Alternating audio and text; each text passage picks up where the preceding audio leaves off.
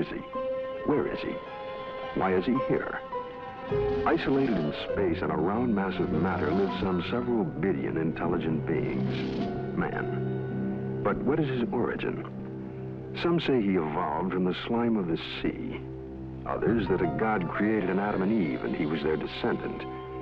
Yet another speculates that he was brought here sometime in the distant past when the Earth was colonized by men from another dying planet. Despite the theories and speculations, the answer remains an unsolved mystery. As to where he is, that's easier. A planet 8,000 miles in diameter, located in a remote portion of a galaxy, somewhere in infinite space. Why is he here? That too remains an unsolved mystery. Occupied by his daily affairs, he finds little time to contemplate such questions, except for those moments on a clear night, when man pauses and looks to the star-filled heavens, and in his mind stirs an unanswered question. He searches his thoughts for an explanation, a key to the faint, forgotten memory of his past. And perhaps at that moment, somewhere else in the universe, on a distant planet similar to his own, somewhere on the other side of our galaxy, other intelligent beings wondered too, and set out in airships on an adventure through space to search for their answers. November 2nd, 1967. Two men are driving west of Loveland, Texas. The night is clear and still. Then around 11 p.m., they have an extraordinary experience.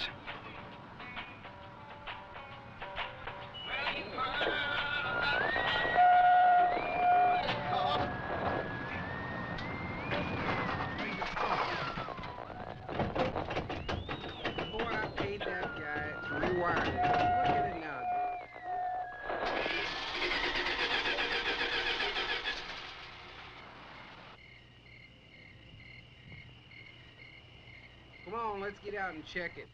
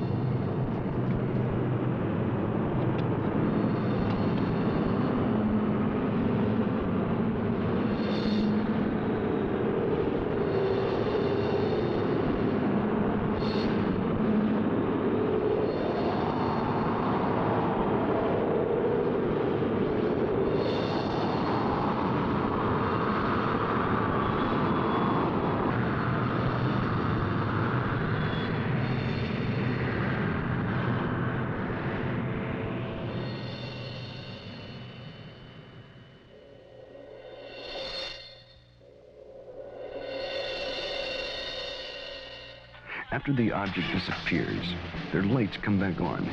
The engine restarts, and they hurry to notify the police. Later, the Air Force investigates their story and 15 similar reports before concluding that a form of globular lightning was responsible for the sightings. But there are many other possible explanations. What you're witnessing is based on fact. Some will find it fascinating. Some may find it frightening.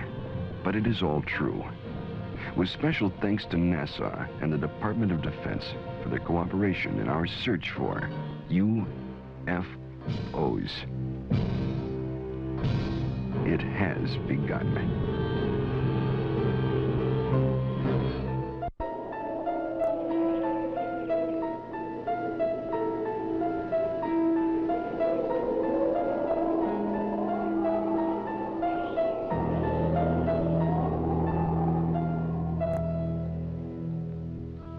The Old Testament, Ezekiel chapter 1. It came to pass that the heavens were opened, and I saw visions of God. Out of the midst thereof came the likeness of 4 living creatures. They had the likeness of man. Now, as I beheld the living creatures, behold, one wheel upon the earth by the living creatures. The appearance of the wheels and their work was like unto the color beryl, and their appearance and their work was, as it were, a wheel in the middle of a wheel. And when they went upon their four sides, and they turned not when they went. As for their rings, they were so high, they were dreadful, and their rings were full of eyes, round about them four. And when the living creatures were, the wheels went by them. And when the living creatures were lifted up from the earth, the wheels lifted up. This account took place some 500 years before Christ. Other accounts very similar appear in earlier ancient writings. The Greeks and Romans also are known to have made observations of such things as phantom chariots appearing in the night sky. Records also tell us that during the reign of Charlemagne, there were many accounts of encounters with tyrants of the air and their aerial ships. These accounts so concerned Charlemagne that those reporting such strange phenomena were subject to torture and death. Here is one recorded event given between the 8th and 9th century in France. One day, among other instances, it chanced at Lyon that 3 men and a woman were seen descending from these aerial ships. The entire city gathered about them, saying that they were magicians sent by Charlemagne's enemy to destroy the French harvest. In vain, the 4 innocents sought to vindicate themselves, saying that they were their own country folk and had been carried away a short time since by miraculous men who had shown them unheard of marvels. Luckily, the Bishop of Lyon pronounced the incident as false, saying it was not true these men had fallen from the sky, and what the townfolk said they had seen there was impossible. The people believed what their good bishop said rather than their own eyes, and set at liberty the 4 ambassadors from the ship. The date was November 12th, the year 1887. The time was near midnight aboard the sailing ship Siberian, when it was reported that several people aboard ship witnessed a huge sphere of fire. It was observed arising out of the ocean. It rose to an altitude of 16 meters, then flew against the wind and came close to the ship, then dashed off toward the southeast. This sighting lasted a full 5 minutes. Within the years 1896 and 97, mysterious airships were reported all across the United States.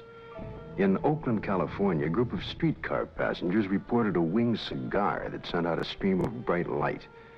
The sighting spread through Colorado, Texas, Kansas, Nebraska, Iowa, and many other states, particularly in the Midwest. On April 11, 1897, Walter McCann of Rogers Park, a few miles north of Chicago, took a photograph of an airship. The New York Herald, as well as the Chicago Herald Tribune, pronounced the plates as being genuine and not a fake. Dr. Jacques Vallée, international authority on the UFO experience. The first thing I'd like to dispel is a frequent misconception that UFOs are limited to this country. Very often people ask me, how come I never hear about UFOs in other parts of the world? How come we only hear about UFOs in America? Well, UFOs are not an American phenomenon. They are a worldwide phenomenon. That's one of their most dramatic characteristics. The first major wave of sightings, and sightings tend to come in very intense series over a couple of months, over a given region of the world. The first such major wave occurred over Scandinavia in 1946. There was a major wave in this country in 1947, mainly in the western states. And then there have been waves in the US in 1950, 1952, and so on. And there have been intense concentrations of sightings in Africa, in Latin America, in Mexico, in the Soviet Union, in the People's Republic of China, Australia, New Zealand, and on and on and on. I don't know of any single country that has not had a series of UFO sightings. May 1975, Manitoba, Canada. Unidentified flying objects have been reported over the small town of Carmen. The objects have been seen by many witnesses over a period of several weeks. May 13th, 1975, cameraman Alan Carr of station CKY in Manitoba photographs two separate sightings over Carmen in front of 4 witnesses. The first sighting occurs at approximately 10:30 p.m. The object appears to be stationary just above the ground. Then, almost simultaneous, with a flash which appears in the sky, the object moves north at blinding speed. Only when the film is later analyzed in slow motion does Carr realize what he has captured photographically. Approximately an hour later, a second sighting occurs. The object appears over a group of trees and moves from left to right at an apparently low relative altitude to the horizon. Again, slow motion analysis provides a fascinating study of this unexplained event. On June 30th, 1973, Jean Bigot of the Astrophysical Institute flew over Chad aboard a Concorde, packed full of scientists and scientific apparatus, at 17,000 meters altitude. In the twilight of a total eclipse, Mr. Bigot photographed the horizon with his camera.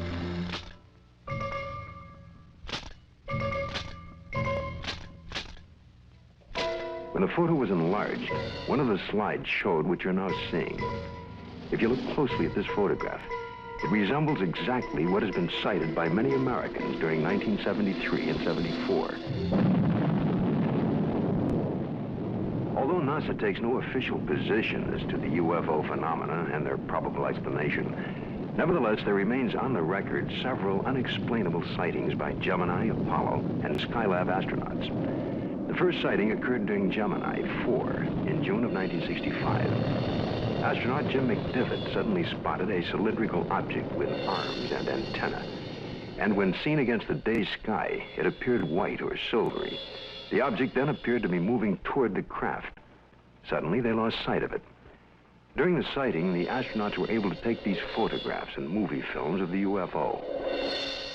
Gemini 5, later that year, after 3 days and 5 hours into their mission, were contacted by Houston Control Center, advising the astronauts that Houston had picked up and was tracking another object, which was pacing Gemini across the entire United States.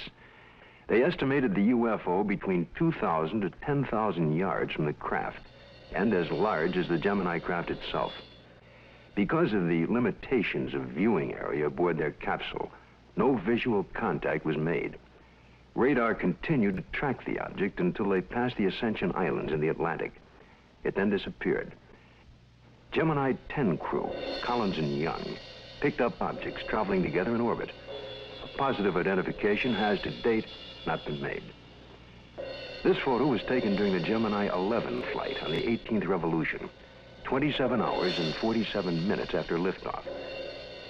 September 13th, 1966. This UFO was tracked visually and recorded on film by the crew, and is truly considered unidentified by the photo interpretation experts at NASA. Perhaps the strongest and most spectacular of all the sightings took place aboard Apollo 11 on its way to the moon for the first moon landing. The ship was 1 day out, on July 16, 1969, when they spotted an unusual object. It had a sizable dimension to it. At first, the crew thought it was the Saturn IV booster rocket and called Houston for confirmation. Houston informed them the booster in question was some 6,000 miles away. The object remains unknown. During the Skylab 3 second manned flight, on the 23rd day of 1973, at sunrise, a series of 4 exposures were made by the crew of a visually sighted unidentified flying object, or satellite, as considered by the NASA Photo Interpretation Laboratory. The Skylab crew noticed a large star-shaped object, brighter than a planet or star. They watched it for about 10 minutes. They estimated its distance as from 30 to 50 nautical miles from Skylab. It, too, remains an unknown, despite North American air defense and NASA's attempt to identify it. Among the thousands of military men in recent times who lost their lives while in the service of their country, the circumstances surrounding Captain Mantell's death are indeed extraordinary. This experienced military pilot who'd flown in the invasion in Normandy and numerous missions over the Rhine under heavy attack would take with him to his death perhaps the closest glimpse of what was thought to be a UFO. The date is January the 7th, 1948. The time is 2 o'clock in the afternoon here at the Godman Air Force Base, just outside of Louisville, Kentucky. A Kentucky state policeman calls in to report what he has sighted. It's an unusual aircraft, circular in appearance, approximately 250 to 300 feet in diameter. I'd say it's moving westwardly at a pretty good clip. Any information? Negative. I will check with our commanding officer. Instructions were given to contact nearby Wright-Patterson Air Base to see if they had any experimental aircraft up in that area. Flight test. We have no experimental aircraft in the area. The reports still continued to come in from adjoining towns. At 1:45 p.m., it happens. It's very white and looks like an umbrella. I don't know what it is. Through the binocs, it appears to have a red border at the bottom at times and a red border at the top at times. At approximately 2:30 p.m., a flight of Air Force P-51s come into view. The base commander decides to contact the flight leader, Captain Mantell. This is Godman Base Commander. Roger, Godman Tower. This is NG-869, flight leader. Over. NG-869 from Godman Tower. We have an object out south of Godman here that we were unable to identify. We'd like you to take a look for us. Roger, I will take a look for you if you give me the correct reading. Mantell moves ahead of his wingman. The tower advises the flight leader to correct his course 5 degrees to the left to 210 degrees from Godman Tower. Godman Tower, this is flight leader NG-869, Captain Mantell. Object traveling at half my speed and directly ahead of me and above, and I'm closing in to take a good look. Can you give us a description? Appears metallic and to be of tremendous size. I'm going to 20,000 feet. The other pilots level off under 15,000 feet and start down. At approximately 3:15 p.m., Godman Tower loses sight of the UFO. 5 minutes later, the report came in that Captain Mantell's plane had crashed. He was found dead. His watch had stopped at 3:10 p.m. that afternoon. What was it that caused this experienced pilot to become intrigued with an object that he would unwittingly give his life pursuing?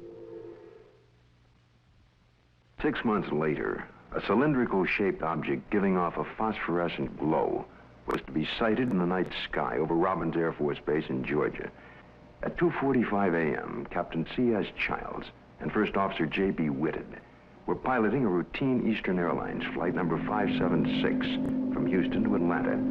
When Whitted reports, we sighted an object coming toward us.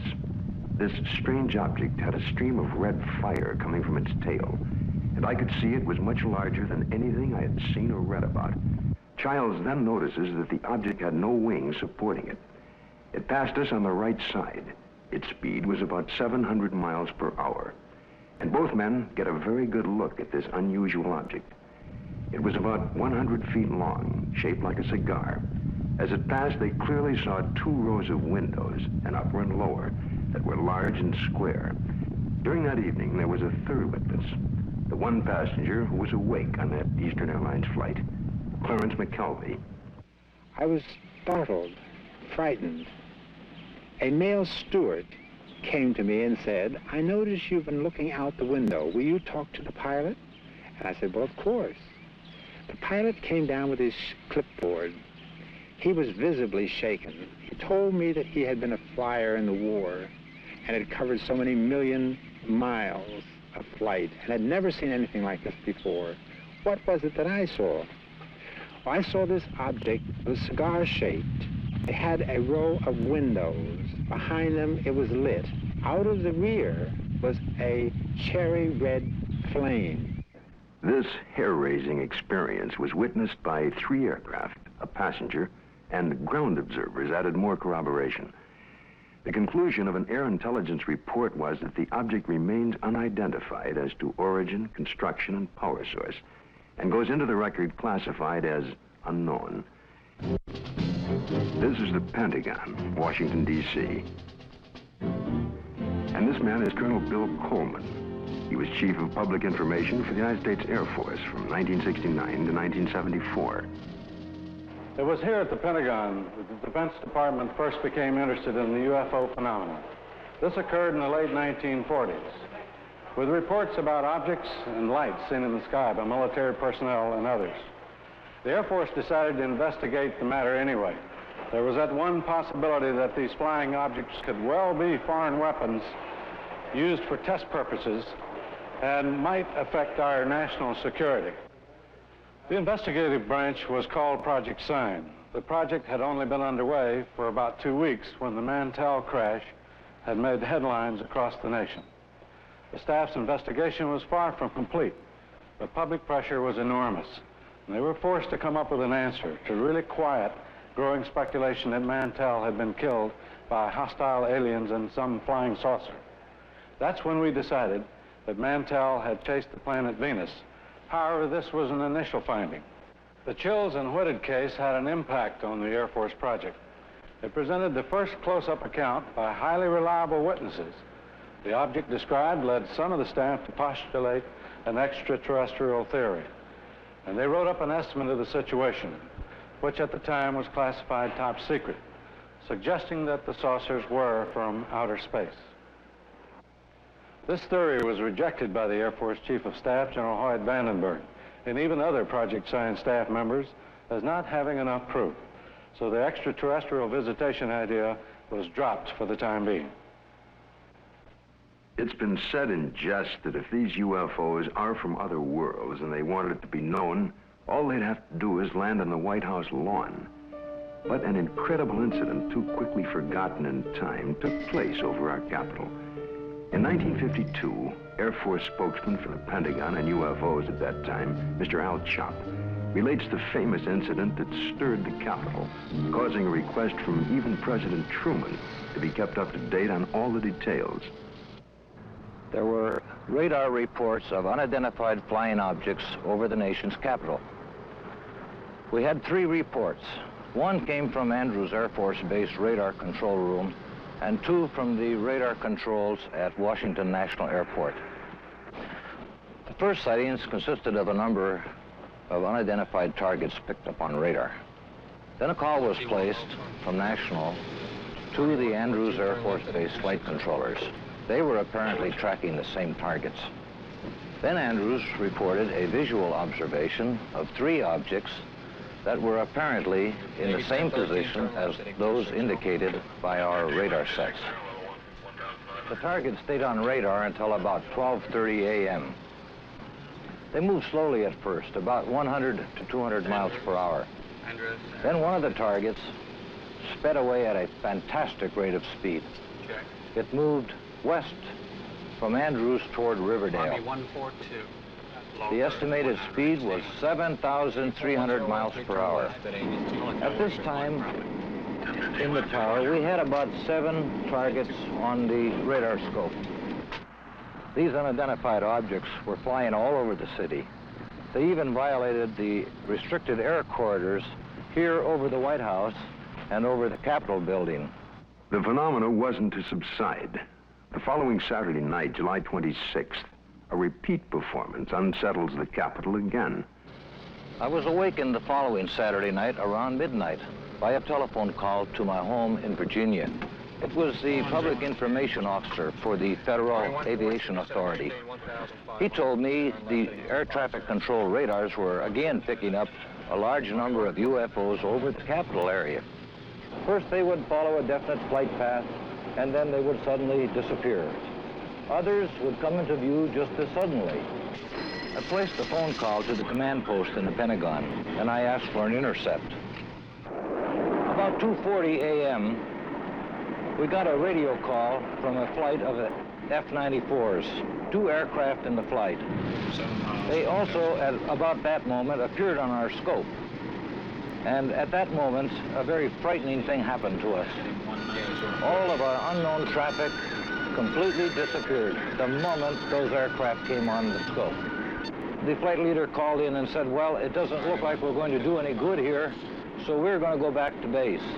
And at the very moment those aircraft disappeared, all of our unknown traffic appeared again on our scope. And again, it was a very frightening experience. We called Andrews Air Force Base, and they reported exactly the same thing happened to their scope. 10 a.m. on the morning after the sighting, General Landry, at the request of President Truman, called intelligence to find out what was happening over Washington. It was the largest and longest press conference held in the Pentagon since World War II. General Samford headed the conference and said that he was personally satisfied that the radar scope sightings were the result of temperature inversions, which are known and account for certain blips on radar. Although this was the conclusion of the Air Force investigations, interestingly enough, the actual report begins with this opening comment: a study of the various reports regarding the subject. Radar sightings do not allow a positive and final explanation to be made. The CIA now would enter the picture by convening a panel of top scientists to examine the UFO phenomena. The CIA's concern was that recent waves of sightings might constitute a threat to our national security. The thinking was that the enemy could exploit UFOs as a decoy in the preparation for an attack on the United States. 5 outstanding scientists and various Air Force and CIA representatives were to meet on Wednesday, January 14th, 1953. Among the panel members was one associate member who was destined to have more experience with the UFO phenomena than any other American scientist to date, Dr. J. Allen Hynek, astrophysicist and head of the astronomy department of Northwestern University. I was called into the meeting on Thursday. The panel members were seated around this table. It was a rather somber and impressive occasion, actually. I was a junior member, and I remember feeling considerably nervous and apprehensive about being in front of this powerhouse of scientists. But then for the past 4 years, I had been scientific advisor to the U.S. Air Force on this very problem. There were 2 films that were of particular interest to the panel at that time. One was a film taken by a Navy officer while on vacation in Utah, near Tremonton, Utah, and the other was a film taken in Great Falls, Montana, by the owner of the local baseball team. The Utah film had already been subjected to some 1,000 or so man-hours of analysis by the Navy's Photographic Interpretation Laboratory.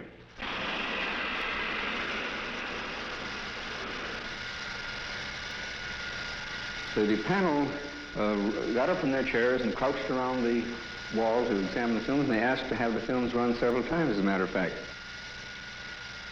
Now, the Navy had, on the basis of their detailed analysis of the Utah films, they had concluded that the objects shown on the films could not be birds, balloons, aircraft, and so forth, but indeed that they were self-luminous, unidentified objects.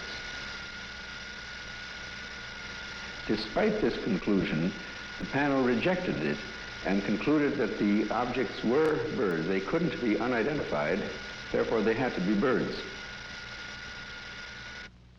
I came away from the meeting and from the room with the distinct feeling, however, that the panel had deliberately moved to debunk the whole subject and not to give it the serious scientific attention which it deserved. How many times have you noticed something in the sky, something out of the ordinary, a movement or shape that suddenly catches your attention? You look more closely, and usually the thing becomes immediately recognizable. It's the moon, or a flock of birds, or a plane, usually. But just for a moment, suppose the thing you glimpsed remains unrecognizable, unidentified, without witness or proof. All you have left is a nagging sense of mystery, of uncertainty. A few years ago, this man had such an encounter near San Francisco, only he had proof in the form of an 8mm movie. But through an unsettling series of circumstances involving the United States Air Force, he remains today uncertain about exactly what he saw. It was in August 1965. My family and I were invited to some friend's house near San Francisco. I remember it was a beautiful, clear day. We were driving for a while, and as a matter of fact, I recall looking at my watch, and it was around noontime. we continued driving, and I noticed at the distance something very bright. I was observing this for a few moments, and it appeared to be suspended in the air. There was no planes around. It was very clear, the day. There was no clouds. My family, they were with me. I called to their attention. They all looked at it. They were all amazed by it.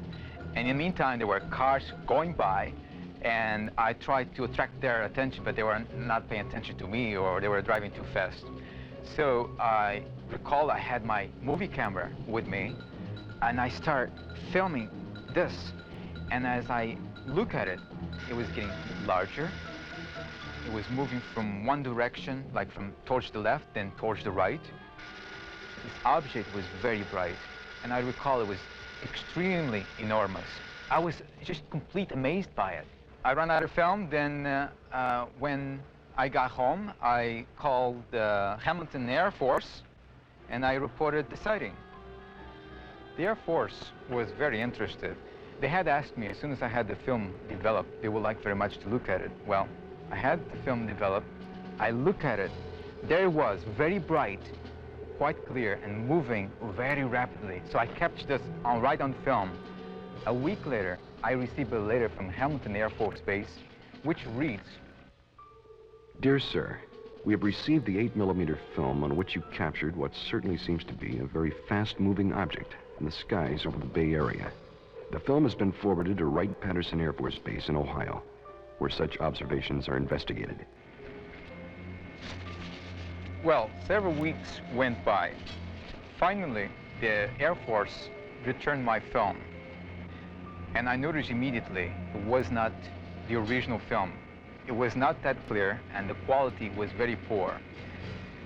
For some reason, or good reason, the Air Force decided to make a copy. They kept the original, and I ended up with a very poor copy.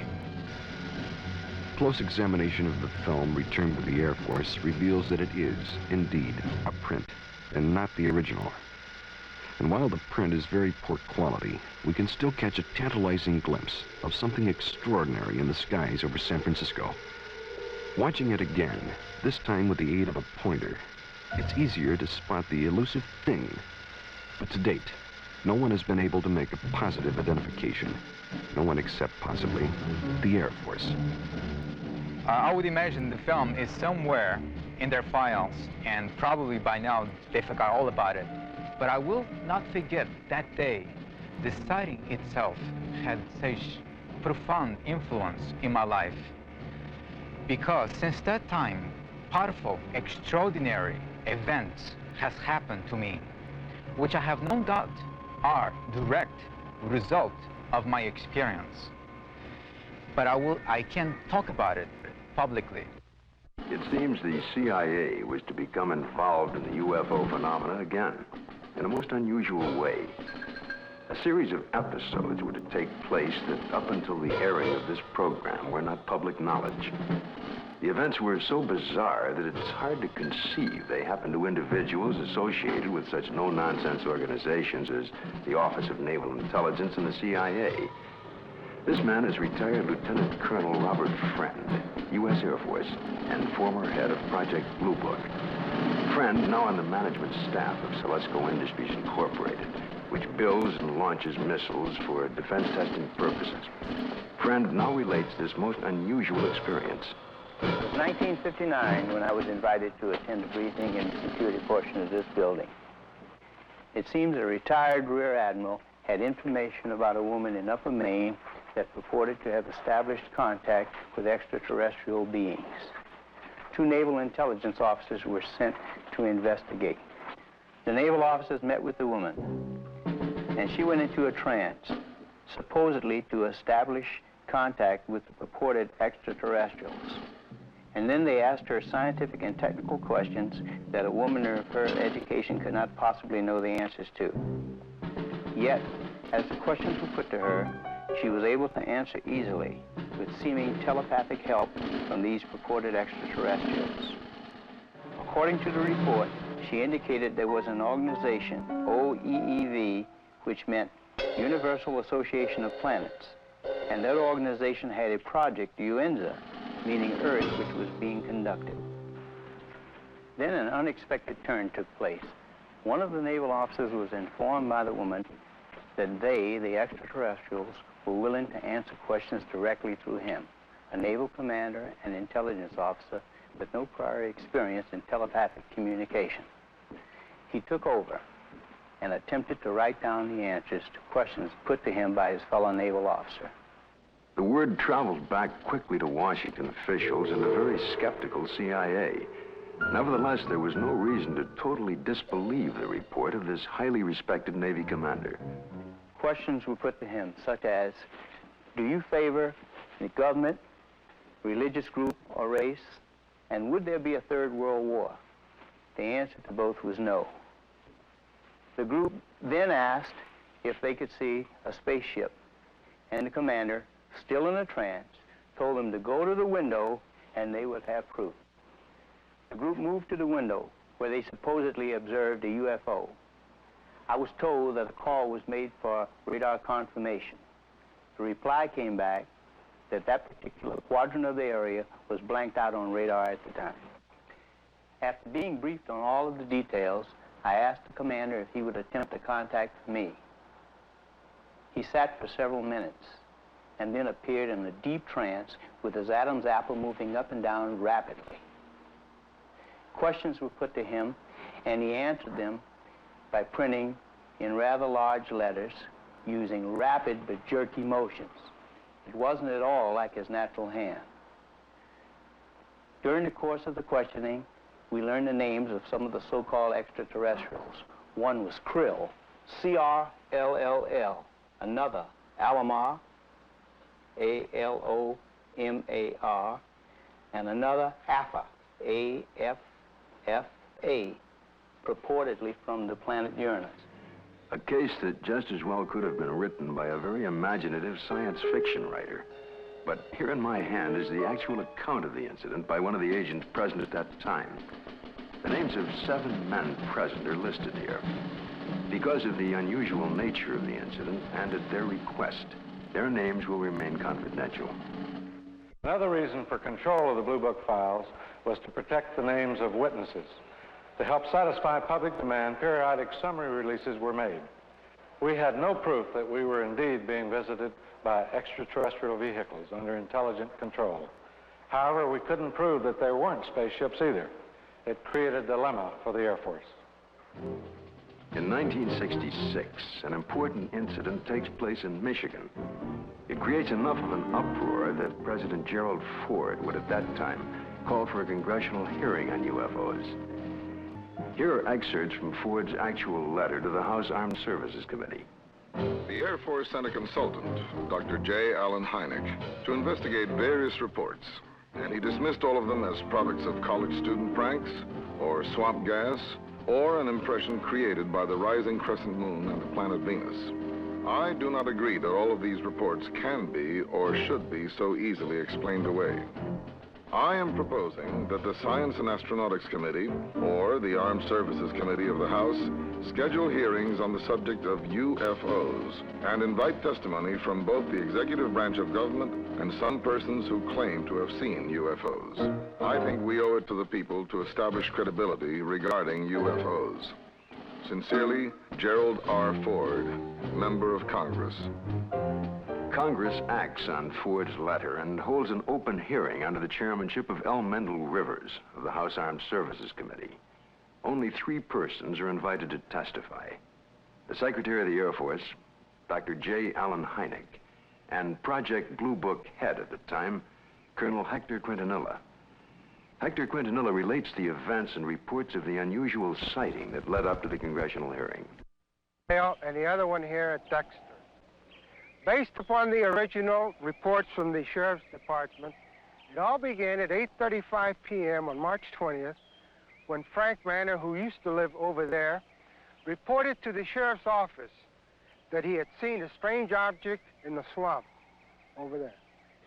According to the police report, the police officer, in company with the complainant, proceeded along Territorial Road until they reached Brant Road, at which time they turned left proceeded to the end of the road, secured their vehicle, got out of the automobile, proceeded along the cornfield, keeping the trees lined to their left. Then they crossed an open field to the creek. They crossed the creek and reached this point, which was their vantage point, and observed the object. Frank Manor described the object as brown in color, quilted, with a porthole in the center, sort of flat on the bottom, cone-shaped towards the top. Two small lights, one at each end, one glowing bluish green, the other one a brilliant red, with a glow at the bottom. Well, of course, by the time I arrived, the situation was so charged with emotion that it was impossible for me to do any really serious investigating. I had to fight my way through reporters to interview the witnesses. Other sightings were reported over the area, and a solution from Dr. Hynek and Major Quintanilla seemed in the offing. Well, the pressure was mounting for an official explanation. There were more than 60 newsmen jammed in at that news conference. I gave what I thought to be at that time the only scientific explanation possible for the faint lights in the swampy area. I made the statement that it could be swamp gas, and even though I went on to emphasize that I couldn't prove it in a court of law, that was the full explanation for these sightings. Well, the press picked up the phrase, swamp gas, and rushed off to the telephones, and I was to come into a great deal of criticism over it. What was the outcome of that congressional hearing? I believe the Air Force presented its side quite openly and completely. It seemed to satisfy the members of the committee. Now a remarkable observation is to be recorded. If the facts are correct, the Air Force must now consider the possibility of beings related to UFOs. It happened in Socorro, New Mexico, here just outside of this quiet desert town. A state highway patrol officer, Lonnie Zamora, was on duty, as he had been for the past several years. A black Chevrolet was observed, speeding by the courthouse. Zamora put his highway patrol car into pursuit. Lonnie chased the car north on US 85. As he passed this hilly area, Zamora heard a roar and something caught his attention. 10 or 15 seconds pass. Lonnie then calls in to the sheriff's office. The time was about 5:45, I recall, and he said, Socorro 2-1044, an accident. And then he said, I'll be 10-6 out of the car, which meant that I was going to be investigating a possible accident. And I went up this road about a half a mile, and then I stopped my car and I got out and looked out, and I could see a white looking object in the distance. I thought it was an overturned car at first, but I got into my patrol car and went up closer to it. And when I started to get out of the car, I heard a big roar. As I got to it, I could see looked like a couple of coveralls hanging from a clothesline. I couldn't see what it was, but it looked like a couple of coveralls. Zamora called in. He sounded very excited. He said he watched an object lift up slowly and disappeared into the sky very fast. I went down to where the object had been, and I noticed the brush was burning in several places. The object had left 4 perpendicular impressions on the ground. I noticed several bushes were smoldering, but they felt cold to the touch. I noticed what appeared to be a couple of oval footprints on the ground. I knew Lonnie had seen something. The proof was right there.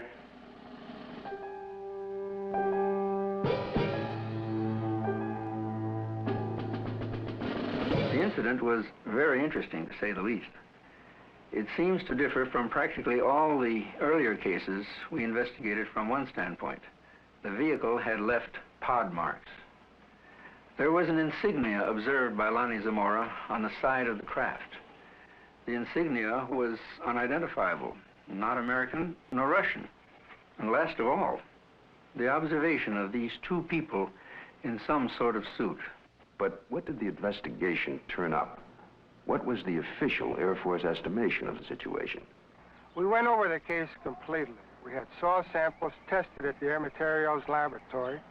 The burnt bushes were analyzed for propellant residue. We measured the distances between the pod marks. My first reaction was that it was a lunar test module from NASA or the Air Force. That seemed to be the only logical explanation. But this was probably the best documented case in the Air Force files, and I checked it out everywhere, all the way up to the top, even to the White House command post, and nothing.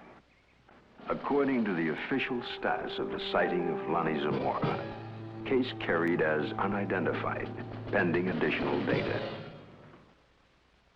April 19, 1897, in Leroy, Kansas.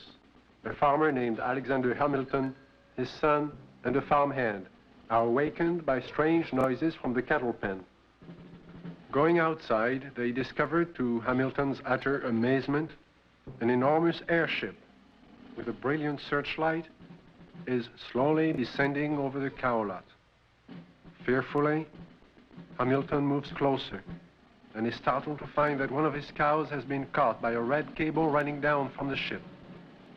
The next day, after an extensive search, he discovers the cow's hide, legs, and head in a field miles away.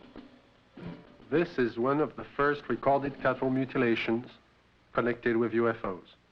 The report could easily be dismissed as a tall tale if there were no others.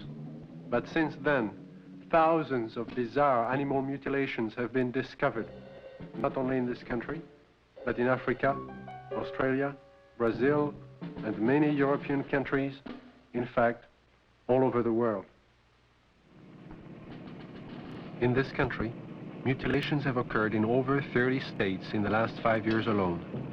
Frustrated ranchers and law enforcement officials have come to recognize the classic signature of the mysterious mutilators. Often, in a remote area, a cow will be found dead, the sex organs removed, and the tongue, an ear, and an eye, all surgically cut out. The body, more often than not, has been drained of blood, though no blood has been found on the ground. In fact, there are no tracks or prints of any kind near the body. And yet, amazingly enough, there is no evidence of a struggle. One of the first states to be hit by the mutilations was Colorado. Reporter Bill Jackson of the Serling Advocate covered the story from the very beginning. A classic mutilation, or say 90 to 95% of the mutilations will be almost identical. Some part of the face will be gone, exposing nothing but, you know, the jawbone. An eye will be taken, the tongue will be cut out, and an ear will be taken. The rectal area of the animal will be what appears to be bored out. The reproductive organs will be removed. In the case of a cow, the udder will either be entirely removed or parts of it will be removed. Usually, in probably 90 or 95% of the cases, there will be no blood whatsoever in the animal. And there will be no traces of blood on the ground where it fell or where it was mutilated. All you've got is the carcass, and you've got no idea why it died, or how it died, or how it was mutilated. It all began in 1975. It was a bizarre time. Nobody had ever seen anything like this before. Not only did we have the mutilated dead animals on the prairie, but we also started getting the lights in the sky at night. Along that time, there were many theories that were being developed on why this was being done. The satanic cults were being blamed, dope smugglers, UFOs, government experiment of some kind. As time went on, the situation became so widespread that people realized it couldn't be the occult or the dope smugglers, which left us two possibilities. Number one, it was being done by a government, let's say. Or number two, it was being done by UFOs. As more and more cases were reported, the Colorado Bureau of Investigation was called in. Well, our position is basically one where predators, at least our investigation determined that predators were responsible for probably 99% of the reports of mutilations. As I said, there were 203 separate reports received from this agency. But of the 203, we only received 45 tissue samples to conduct microscopic analysis on. Of the 45 tissue samples, we found that only 2 of those 45 had actually been mutilated with a sharp instrument. When they first started, they would send samples of these animals to the CBI, to Fort Collins, to try and determine what was the cause of their death, what was mutilating them. And 9 times out of 10 or more, the report would come back that were being caused by predators. Now, these ranchers and the sheriffs in these rural areas had been around cattle all their lives. They'd been around coyotes all their lives. And they knew that this just wasn't possible. A coyote would not do that. Predators, when they come in and start to eat, now I'm talking about 4-legged predators. They'll come in and they'll bite, and then they'll pull and they'll tear. The cuts we have, even we can't make cuts like this. We've tried this many times on dead animals with scalpels, razors, and knives, and we can't make the same cuts. We've had cattle that we've went and investigated that were, you know, called in, and I think I have a mutilation here, and we went out and we seen it, and it was not a mutilation. And these are not the ones that's reported. The ones that we classed as a classic type mutilation are actually mutilations, and they're not predators. Animals, wild animals, predators, coyotes, won't approach these carcasses. But in the case of an animal being mutilated in the wintertime, there's possibly something about the cold weather that may mask whatever it is that keeps predators away, and that will be the exception to the rule. Is this animal here, is any pretty much like the other ones you had that was mutilated? Yeah. How old a cow is this, Don? 8 years old, according to the way I looked at her teeth, 8 or 9. I know definitely it wasn't animals. We took out the whole works there.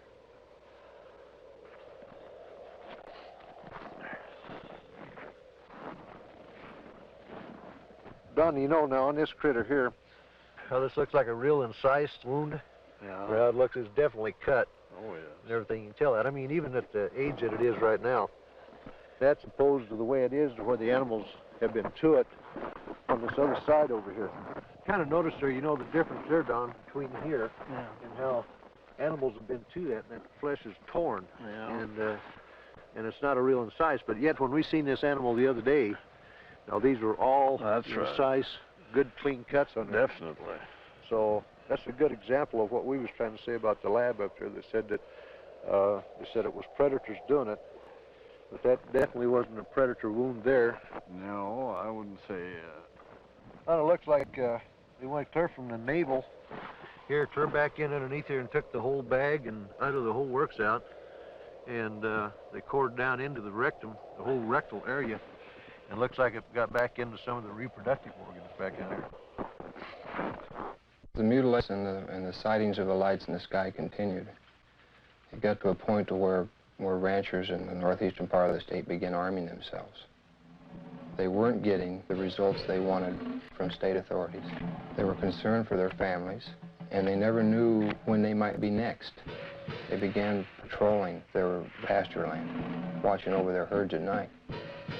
Lights from the sky, when they got too close to a herd of cattle, the ranchers shot. Well, I think everybody was a little edgy. Right. Everybody started carrying high-powered rifles. I don't know what good it would have done, but everybody was awfully nervous. I'm completely convinced that there's something there that's not normal. There's a lot of questions that are unanswered, I'm sure, and hopefully someday maybe somebody will figure it out. Unidentifiable lights in the sky have appeared in virtually every area of this country which has been plagued by cattle mutilations. But no explanation has been found for these strange sightings. There are some who believe that these objects in the sky are responsible for thousands of mysterious cattle deaths which continue to this day. Though state and local officials have stated their views about the mutilation mystery, surprisingly few veterinarians will speak publicly about the situation. This man is an exception. Dr. William Fitzgerald runs an animal clinic in Durango, Colorado. Because of his expertise in the field of veterinary medicine, he was asked by the sheriff's office to perform an autopsy on a mutilated cow found in a remote area of state-owned forest. This particular animal had been largely exsanguinated. The anus and about the first 4 inches of the rectum had been removed. The preputial skin and the last 2 or 3 inches of the penis had been severed flush with the body wall. The left eye had been removed, and the last 1/3 of the tongue had been cut. A portion of the lips on the left side of the animal were also sawed off,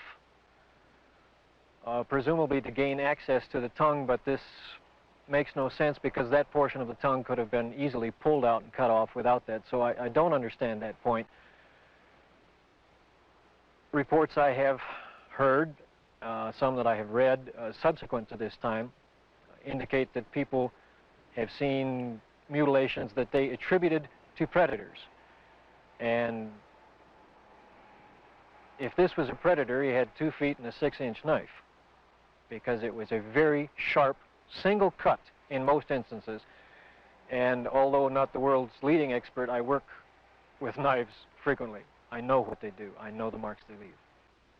Exsanguination, the removal of blood from an animal, has been a predominant trademark of the mutilators. Few officials have found an answer to the technique used in this procedure. Dr. Fitzgerald describes what he thinks is the method. If a large bore needle is placed in the animal's jugular vein while the animal is sedated, under anesthesia, or awake if you like, somehow restrained, however, the animal's heart will function as a pump and will pump out very nearly all of its blood through that needle. As the animal's blood supply begins to diminish, a natural physiological mechanism takes over and sequesters or draws what remaining blood is left into the internal organs in the center to supply the vital organs, the liver, the heart, the brain. And it will leave the peripheral area, the skin, all of the non-vital centers, largely bloodless. So if you can successfully withdraw the major portion of an animal's blood, you can cut on that animal and there will be virtually no bleeding at all from the surface. I know that I keep coming back to this point, but the animal was apparently restrained with something other than ropes. Why, I don't know. It was apparently washed completely clean. Why, I don't know. And it was in a very remote area. Perhaps these things tie together. Perhaps whoever, whatever, performed this didn't want to be observed. I think one of my initial feelings was that somebody certainly went to an awful lot of trouble to get back into a remote area where I don't believe you'd casually know there were even cattle to do all of this. Dulce, New Mexico, similar to the plains of Colorado in its isolation, but nestled among rolling hills and small mountains, is the land of the Jicarilla Apache. Tradition is strong here. Indian women weave intricate baskets and create delicate beadwork. The men preside over tribal business and raise cattle. And here, as in Logan County, the night sky has been lit with the glow of unknown flying objects, and cattle are found mutilated. Officer Gabe Valdez of the New Mexico State Police and retired scientist Howard Burgess, who pioneered the development of Kirlian photography in this country, periodically pool their knowledge and expertise in an effort to solve the mutilation mystery. Officer Valdez describes how it all began. It was in 1976, June the 14th, when we first had one of our cattle mutilations here in Dulce. The cattle that was mutilated belonged to Mr. Manuel Gomez. Any time that we do find one that it's not too decomposed and it's fresh enough for us to do some tests. Or I do call on Mr. Burgess because he has a lot of knowledge in the field of science that is very helpful to me in conducting my investigations. Howard Burgess had a theory that some of the cattle had been marked prior to their mutilation with something which would show up under ultraviolet light but be invisible to the naked eye. Late one night, he and Valdez conducted an experiment and found that out of 80 head of cattle, 5 were indeed marked with a powdery white substance, visible only under ultraviolet light.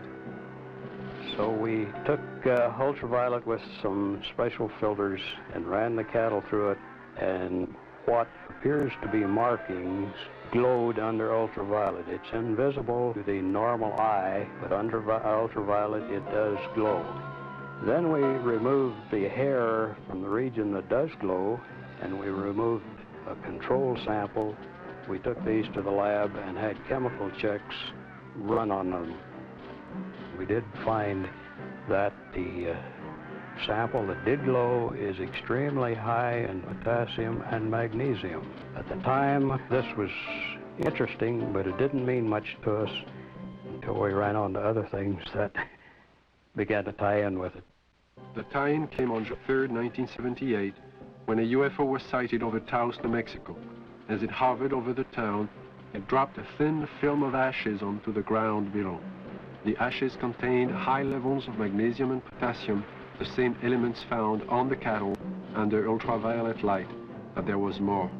We find there's at least 25 elements in there. There's a good possibility that it may be something that's organic. And if it is, this just opens up a real bag of worms, because anything can happen if this is an organic material that has come from one of these crafts. And this, as the people told us, directly fell from the craft that was hovering over the area. One day in 1975, Logan County Sheriff Tex Graves took his deputies into the countryside around Serling, Colorado, determined to track the bright lights which had been skimming across the ranches and farmlands for the last several weeks. Reporter Bill Jackson describes the sequence of events.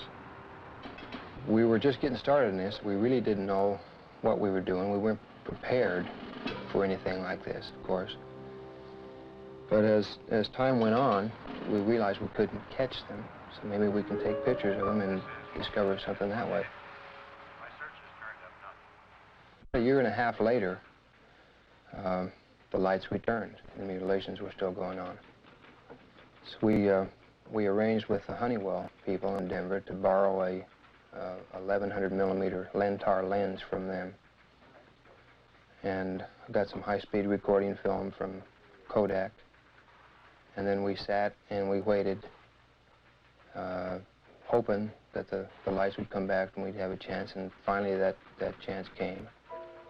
It was a stationary object that we saw for approximately 30 to 45 minutes, and the resulting shots were interesting, to say the least.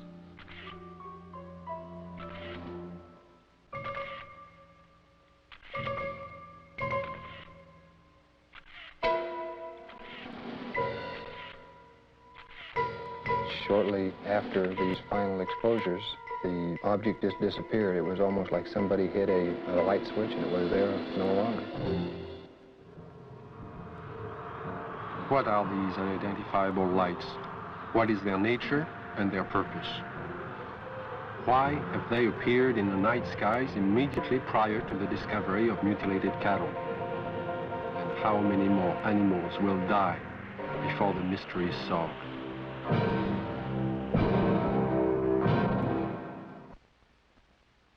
In 1974, I received a call from a woman who had a strange story to tell. One night, as she and 3 friends were returning to Los Angeles from Lompoc, California, they encountered an unidentified light in the sky. Thinking at first it was a helicopter, the friends paid little attention. When the object began to fly in unusual patterns at extremely high speeds, the passengers soon realized they were dealing with something out of the ordinary. What happened next is best told in the woman's own words. Helen is a fictional name. Her real name is being withheld at her own request. I saw it come into the sky from the top of the mountain range and go straight up and do a 9-degree angle toward us, and I called it to the attention of Don, John, and Sue. And they saw it too, and it was there. I was not on dope or alcohol or anything like that. And it came, starting doing really erratic things in the sky. It was a small white light and very easy to see. We were not mistaking anything. It came over to the car, flipped over and went around on the other side of toward the other hills and came back, settled above the car. By this time, because it was so close, it was 8 lanes of freeway, at least in diameter and even a little wider, saucer-shaped, a very white, luminescent light emitted from the entirety of it. The ship stayed above us, out in front of us, about a minute or two, and we watched it, and none of us were saying a thing. And we just kept driving, and it kept staying in front of us. And then out of the perimeter of it, closest to us, came 4 white beams of light, very much like funnel shaped, smaller at the perimeter, and they descended upon us and came around each one of our bodies. And out of each one of our bodies, we started to float into that beam of light. The best description would be molecularly being dispersed. And when I looked over at Don and Sue and John, their bodies, their legs and their bottoms are still on the car seat, and their heads and their shoulders and their chest molecules were going through the roof of the car, along with mine. We didn't lose consciousness while this happened. We were completely conscious of going through the roof. And the bottom molecules of our body were coming through too, and we were about 3.5 or 4 feet outside the car, going toward the ship, and we hit an energy field, a strong one, and remembered nothing. Next thing I did remember, we were coming back, the same process, going back into the car. It wasn't until several years later that Helen realized she had experienced more than she remembered. Mental images, which she couldn't explain, caused her to visit a specialist who put her through a memory regression. In this relaxed state, Helen recalled the evening in question and described in detail the experience of being taken aboard the UFO. I came to, and standing in front of me was a very tall man with whitish hair, kind of bronze, beautifully tan type of skin. And he had a long type of robish gown on, and he was looking at me, and very, very friendly. And he said he supposed I'd like to know what we were doing here. And I looked around, and I did want to know. There was a huge room that we were in that had a hallway off the front and a hallway off to the side. And there were round, curved hallways. The room was very light. Iridescent light radiated all over, but you didn't see a light bulb anywhere. In fact, you didn't see hardly anything except for the swivel chairs we were sitting in. And he proceeded to help me up, and when we walked together over to the screen in front of us, across the room, and he showed us some information, pictures, and it was very cordial and very easy to talk with. The man spoke to me in English, but concurrent with everything he said was a great deal of telepathic communication, and it was completely peaceful feeling. It all made sense. He showed us a screen with many images on it that clarified some of the things he was saying. He also said that he'd been around with the other people there for thousands of years, and that they had been picking up people and giving information to people for the use of putting it into this world, into this society, to bring about a lot of better changes. And the interesting thing was that there are some people, he indicated, who we know and read about, who were given information by him. This is what he told me. And there was no fear. That's predominant, I think, in everything. From this large room where we first came on, the man led me down into a couple other rooms.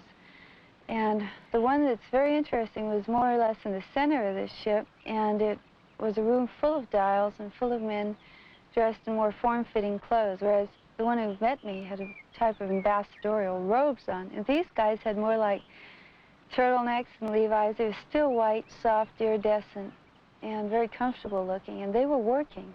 There was plenty of dials, and there was lots of screens, types of scopes there, and they were doing things. very involved. None of them paid any attention to us. They kept their word. After he had taken me to these rooms, we were walking again down the hall to go back to the car. And while we were walking, I remember telling him, you know, nobody's going to believe me. And he said, he's a really nice doctor, and he goes, it doesn't matter if anybody believes you. And there was a purpose to being told these things. And what I had learned and what John and Sue had learned too had its purpose. And he was very kind and very cordial. You could meet him on the street almost and not even feel anything unusual.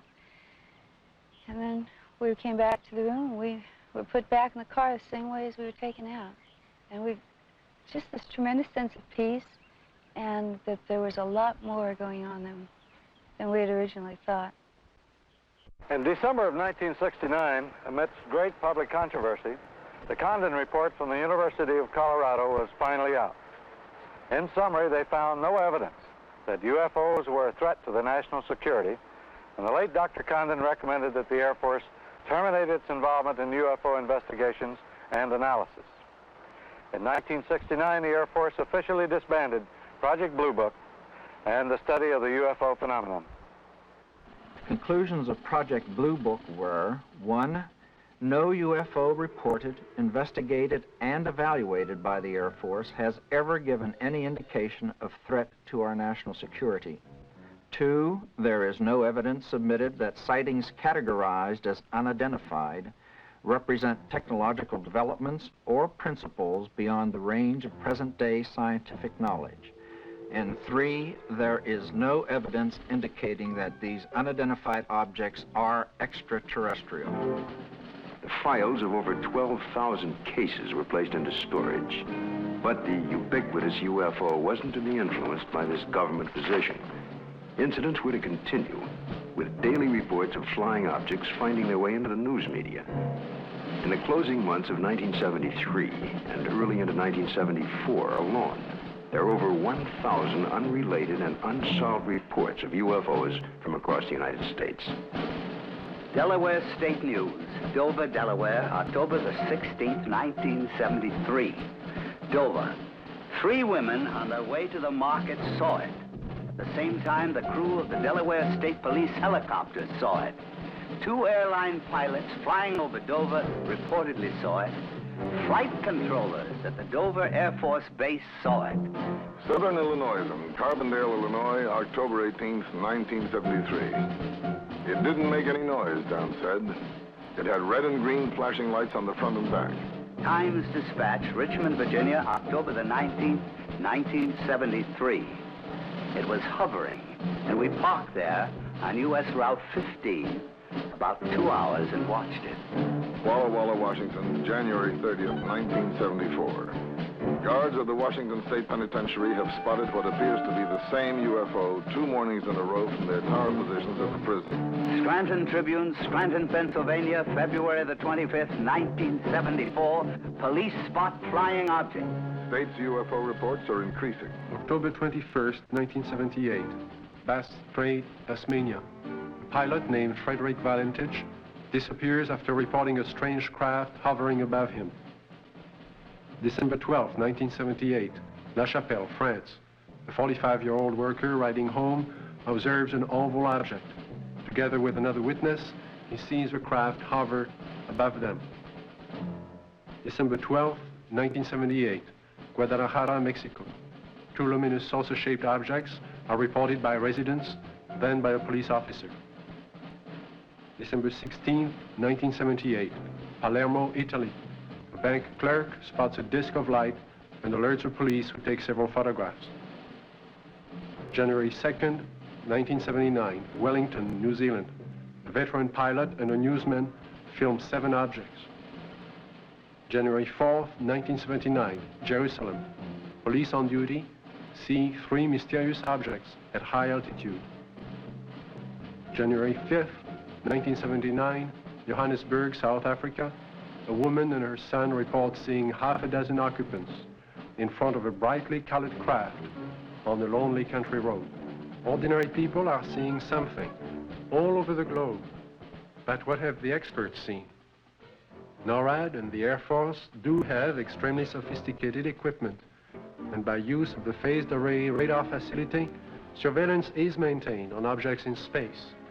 But the system is only designed to track things like rockets, satellites, and man-made debris, objects with specific trajectories and which hold an orbital or flight velocity of approximately 4.8 nautical miles per second.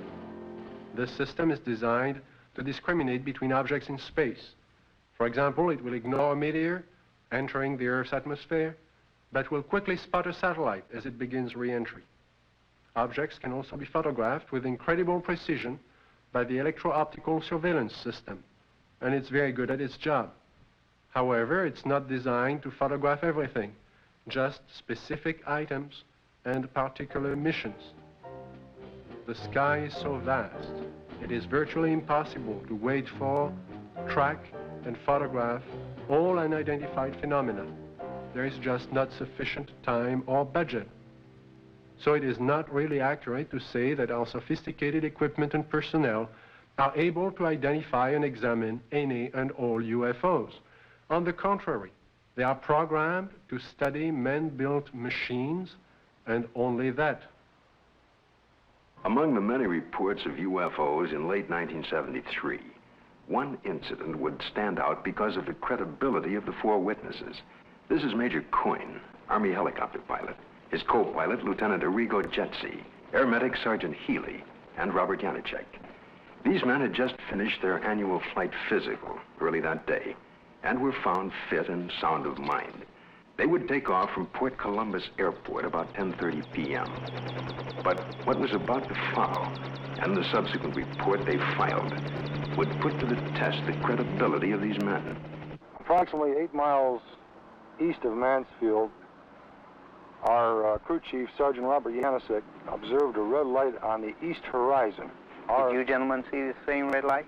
Yes, I did. Our helicopter was flying on a northerly heading. We were flying at an altitude of 2,500 feet. He indicated that the light seemed to be pacing the helicopter, moving along in a parallel direction with our aircraft. Which direction from the helicopter was the object? Moving, it was to our right, to the right side of the helicopter, and it was moving with us as we were heading north towards Cleveland. And at this time, he indicated that the light changed its direction, was coming directly at the helicopter at the same altitude. And as the helicopter was maintaining a speed of 90 knots, the object came at a terrific speed from the horizon. We estimated 15 miles. Visibility was reported 15 miles that night. Did you gentlemen see the object at this time, after it had been pointed out by the sergeant? No, not at that time. I was flying left seat or co-pilot, and visibility from that seat from an object approaching from the right is rather limited. So I was having difficulty seeing the object. And it was for that reason that Major Coyne did take the aircraft or the controls from me. I grabbed the controls from Lieutenant Jetsi because I thought it was going to hit us. I braced for impact. With that, I pushed the collective down to get the helicopter to start to descend. I then looked at the altimeter. It was showing 1,700 feet, and we were descending 1,000 feet a minute. The helicopter began to descend, and as this object came at the helicopter, it seemed to descend with the helicopter. When the helicopter went down, the object came down, but it still came directly at our broadside, as if to hit the helicopter from the right side. Did anyone else see the object at this time? Yes, I was watching it come on out of the east horizon. And the only thing I felt was when the skipper took over the controls and we started to auto-rotate down, and I'd never been involved in a mid-air collision, so I was just watching this thing come at us. It was at this time a light came, swung 90 degrees from the UFO towards the helicopter, and it came in through the front of the plexiglass, and the entire cabin inside turned green from the light. It was a pyramid-shaped type of light that beamed down and came through the front of the helicopter. How long was your aircraft bathed in this beam? The light that came into the cockpit apparently lasted only for a few seconds, but it was enough time that I observed the red instrument panel lights utilized for night flying to be absorbed by the green light. Was it possible for you to determine the outline of this object against the star background? Yes, sir. It was a cigar-shaped object, like a symmetrical airfoil with a dome on it. It was a solid object. It was a metallic structure to it. And you could see lights reflecting off the structure, and you could not see any of the stars or behind the object itself. Well, while all this was going on, what was the attitude of the helicopter? Apparently, when we were supposed to be descending at 2,000 feet a minute at 100 knots, we were climbing at 1,000 feet a minute with the controls still established for a descent. And we went from 1,700 feet up to 3,500 feet and topped out at 3,800 feet. I would like to stress one important fact, and that is there is approximately 20 years of Army aviation experience between the 4 men on board the helicopter that night. We have been trained to follow procedures and regulations in reporting incidences, regardless of how they're accepted. And we tried to follow those procedures. And we reported the incident as it occurred and have avoided any speculation on the subject. Well, our government's official position is not to speculate on this subject. We can choose to let our minds explore other possibilities, to use our imaginations. For if we consider that astroscientists agree on one point, that the possibility of life elsewhere is not only quite probable, some feel it is there without a doubt. Let us suppose then that these objects are real space vehicles, extraterrestrial in origin, and not an illusion of the mind. Perhaps we can begin to accept such ideas as various reported UFO shapes and configurations by looking at our own aviation history. We have, in 71 years, devised dozens of aircraft shapes, from propeller-driven biplanes to lunar modules to date.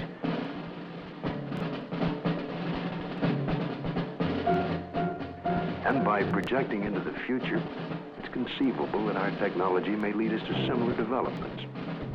As to the UFO's behavior, if they are space vehicles, they appear to have movement in advance of our understanding of what is possible in the 20th century. But we must realize, however, it stretches our imagination. There will be a 21st and 22nd and 23rd century, where the impossibilities of today may be tomorrow's commonplace.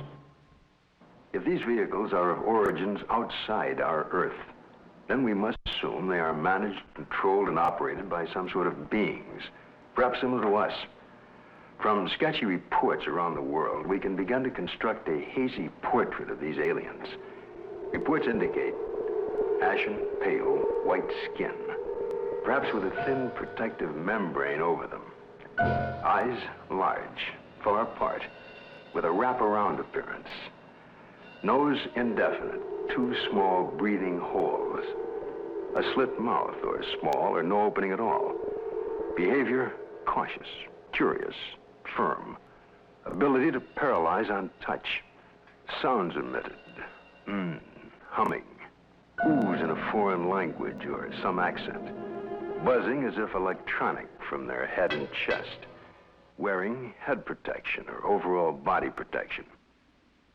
We just might not be scientific and technically sophisticated to the extent that's necessary in order to recognize what is the real evidence in what we have collected. I think we should also think of other possible hypotheses. Suppose there are such things as interlocking universes, where forms of matter which don't mesh with ours except under strange conditions. To assume that we're on the level of intelligence that would of necessity be visiting us, if they have the ability to come here, there may be no common bridge of understanding. There may be attempts at communication and we don't recognize it as communication. We must always be aware of the fact that we may be testing the wrong hypothesis. As for instance, in the days when people talked about stones falling from heaven, that was testing the wrong hypothesis. meteorites do exist. The phenomenon exists, but they're not stones that fall from heaven. They're stones that the Earth collides with when they're in orbit around the sun. It's arrogant, egocentric, egotistical for us to think that we are the highest intelligences in the universe. I think that's completely preposterous. As far as the extraterrestrial intelligence is concerned, I believe it's out there. We have not been able to come up with a logical explanation. At least our scientists have not. The only plausible explanation that would explain all of these sightings is the theory that these could be intelligently controlled vehicles controlled by an alien species, alien to this planet. How would the public react if this event were true? To find the answer, Dr. Leon Festinger of the New School for Social Research consulted a number of prominent social psychologists from several universities across the United States. You must realize that social scientists can only make educated guesses about reactions to such a new and startling event. But nevertheless, certain behavior can be predicted. Dr. Aronson of the University of Texas points out that many people already have strong beliefs about the existence or non-existence of extraterrestrial beings and are committed to these beliefs. Dr. Walser tells us that if these extraterrestrial beings were advanced beyond us, we would probably gain technological information from them, that many Americans may worry that their benefactor will demand something in return, constant gratitude or acknowledgement of their superiority. As far as panic is concerned, most of my associates agree that it wouldn't happen unless there were, one, an imminent danger with no escape or chance to protect oneself, and two, it resulted in loss of contact with family or primary groups. And last, there is also the question of longer-term effects. What would happen over many years? One social psychologist suggests that it might help to unite the world. If the visitors from space prove to be an enemy, he suggests, then we would unite as one species to drive the invader away and then to live in peace thereafter. We've so far talked of the past and the present, but what are the possibilities of the future? It seems almost certain that if other beings more advanced than ourselves do inhabit other sectors of the universe, then it's quite probable there will come that day, that moment in time, when official contact will be made. Let's look at an incident that might happen in the future, or perhaps could have happened already. The premise is that contact is made by extraterrestrial beings with representatives of the United States Air Force at Holloman Air Force Base in the deserts of New Mexico. The day is clear. It's about 5:32 a.m. at Holloman Air Force Base. Traffic light. One recon plane is on the field ready for takeoff when Sergeant Mann is given a report of an approaching unidentified craft. Yeah, Bill, no, nothing on the lawn. I'll repeat it again. Unidentified approaching objects on coordinate 49er, 34 degrees southwest, following range to the left. Can I go northeast with the Army helicopter? Probably a stray civilian, maybe. Keep me informed. 142, turn left. I see him over there. Check with Edwards. Make contact with him, Bill. This is Holloman Air Force Base, Control Tower. Identify yourself. What's your tail number? You're encroaching on military airspace. Warning, identify yourself. You're in a restricted military air corridor. Call the base commander. Base commander's office, Sergeant Whitmore speaking. Yes? Yes, hold on. Colonel, for you. This is Colonel Horner, yes? Yes, an unidentified vehicle. You warned the aircraft again? 142, turn left. What's its shape? Check Edwards. Civilian patrol? Okay, all right. Down to red alert. Unidentified aircraft approaching. Hey, Bill, give me a quick check with Wright Patterson Intelligence. There may be an experimental craft from somewhere, I don't know, here. Alert the fire chief and security and safety.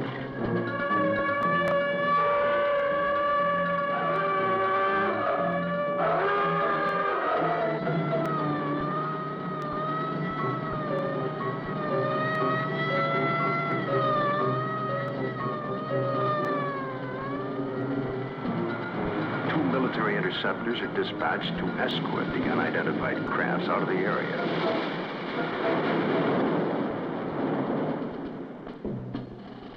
During a routine photographic mission, a tech sergeant and staff sergeant of the base photographic team were aboard a helicopter at the time and run off several feet of film of the three objects, one of which breaks away and begins a descent.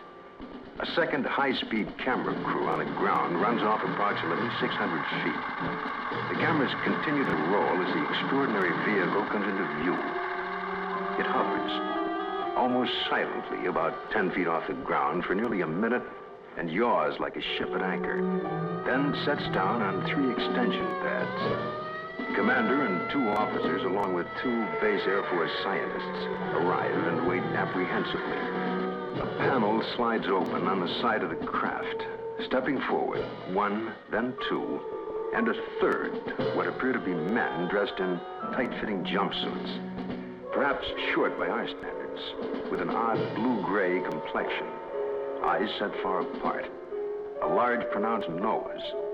They wear a headpiece that resembles a rope-like design. The commander and the 2 scientists step forward to greet the visitors. Arrangements are made by some sort of communication, and the group quickly retires to an inner office in the King 1 area.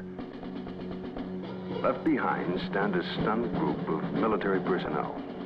Who the visitors are, where they're from, and what they want is unknown.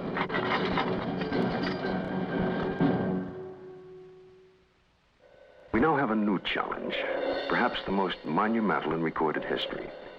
The opportunity to investigate a phenomenon that could change our destiny. Through the study and understanding of the UFO phenomena, we may discover a new energy force, or how to use it. Or it could lead to an understanding of our relationship to life throughout the universe. And if there are beings from distant advanced societies, we may be privileged to see a revelation, a look at ourselves 1,000 years in the future. And perhaps at this very moment, located in another galaxy, somewhere in infinite space, other beings raise similar questions and discuss the possibilities of life outside their planet and talk about Earth as part of their plans for the near future.